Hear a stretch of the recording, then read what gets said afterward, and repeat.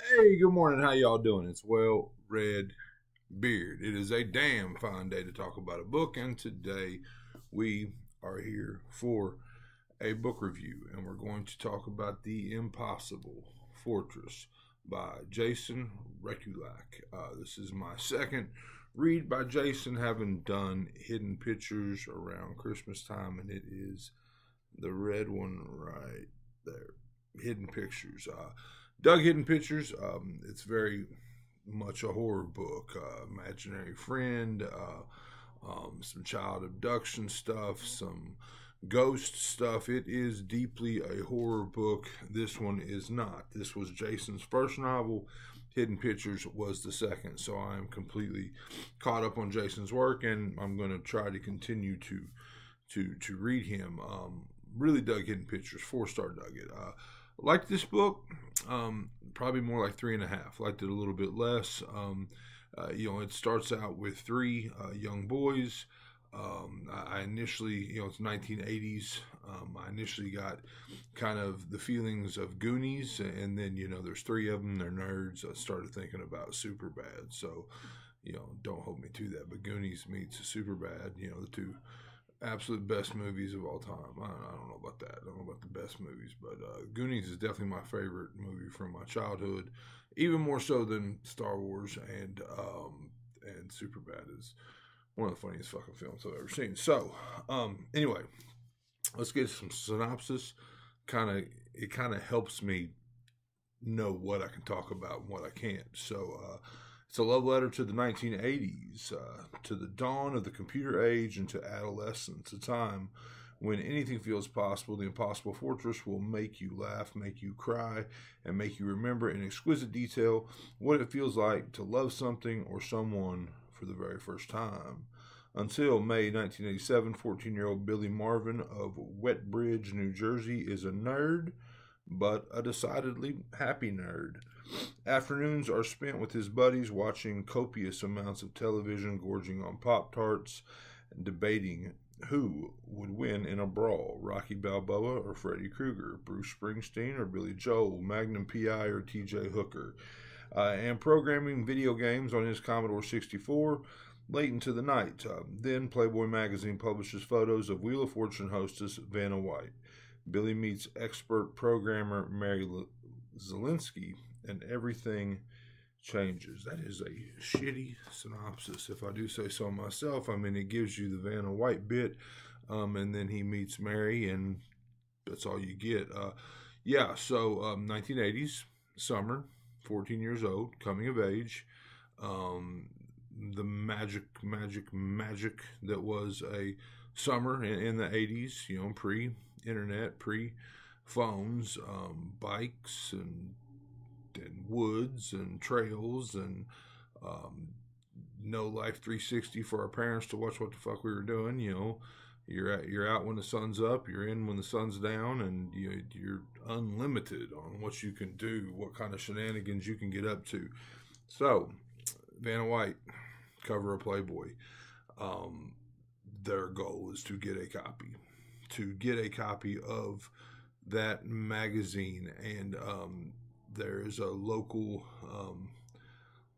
newsstand, indoor, sell office supplies and whatnot, but also sell papers, magazines, and all this. And they set out to try to find a way to steal one because they're not old enough to buy it. I mean, they'd pay for it. They don't just want to steal the damn thing, but they're not old enough to buy it, And that theme plays throughout. They are unsuccessful on multiple attempts until they try to infiltrate the place. And our main character, what was his name? Billy Marvin, starts hanging out there and meets Mary, the owner's daughter, and she is also as into programming as he is, and they set out to enter a competition to develop a game that will be judged by this major game maker of the time. I mean, think, oh hell, it's not Steve Jobs. What's the other guy's name? The Microsoft guy. Anyway, you get what I'm saying. Think about this big wig computing guy that is holding this contest, and so they start to work together. Meanwhile, Billy's, only there to kind of infiltrate her, right? To get in good with her so he can get the code, so they can get the magazine. But, he quickly falls more in love with the programming and the contest and eventually the girl than he is in love with Vanna White. So that's the gist. All kinds of shenanigans and shit happens along the way. There's, again, young love, first love, summer love, all those things, but kind of wrapped in a fun, teenage, coming of age. I don't know. I mean, again, it was the time I was coming up. I was born in 76, so in 1988, I was 12 years old. So I guess these kids would be a little bit older than me. But anyway, cool stuff. I mean, the retro stuff, the 80s, I guess, shout outs or whatever, they're not super heavy. Like, I know that, when the book Ready Player One came out, a lot of people, had a problem with all the, I don't know, product placement or whatever you call it, all the shout outs to the stuff of the 80s, the classic video games and whatnot. This doesn't feel heavy handed in any ways. I mean, I guess I wouldn't say that it feels like a first novel had I not read Hidden Pictures. Hidden Pictures to me was, of course, way more in my wheelhouse genre-wise, but also just felt more, quite a bit more polished, I think.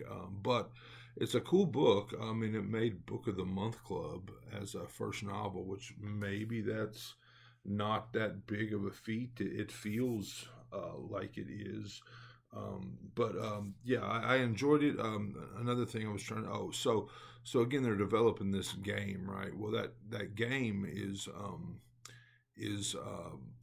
like actually out there, like on the book website. You can go play this old 8-bit 80s like arcade game that was developed. I mean, initially the author, again, you have to remember, he had not written a book yet, or at least not a novel.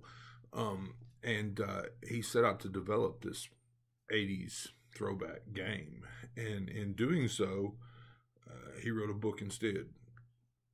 Said, that he kind of got deep into the idea of this game. And again, I am summarizing, very, very hardcore summarizing. But, he kind of fell in love with Billy and Mary's story more so than developing the game, and wrote a novel instead. But, each chapter starts with like code, and I don't think there's anything. There might be something hidden there. I don't know. You have to tell me. I kind of skipped over it because it's just 2440 poke L1 +5 71 : poke. You get what I'm saying. But anyway, so he set out to develop a game for fun and ended up writing a novel, which I think was probably far more lucrative and maybe far more satisfying, and definitely probably reached a bigger audience. But once he went down the road of the book, there's some people actually developed the game from the story of the game they're developing. In the book, there's actually one out there you can actively go play and try to beat the author's high score. I actually looked at it. I haven't attempted to play it yet, but, I'm more of a reader than a gamer. So, anyway, this is Well Red Beard, The Impossible Fortress, a novel by Jason Rekulak. Dug it, probably 3.5 star. Dug it. Talented writer. Anyway, I hope you enjoyed it, and I hope you are enjoying all your books. All of them. As much as I am. If not, you're reading the wrong damn books.